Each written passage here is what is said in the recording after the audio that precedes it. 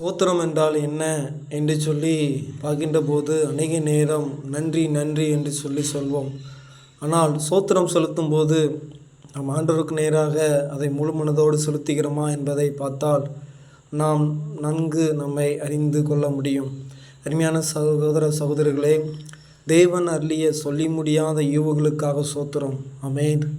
இப்போ ஒரு வகுத்தல் இருக்கிறது என்று சொன்னால் அதை ஒரு நம்பரை கொண்டு நாம் அதை என்ன செய்தோம்னா வகுக்கிறோம். வகுக்கின்ற போது ஆமென், ஈவு எவ்வளவு மீதி எவ்வளவு என்று சொல்லி நாம் சொல்லுகிறோம். ஆனால் நம்முடைய வாழ்க்கைகளை கர்த்தர் மீதியாகவும் வைத்திருக்கிறார், ஈவாகவும் வைத்திருக்கிறார். அதை நன்கு புரிந்து கொள்ள வேண்டும்.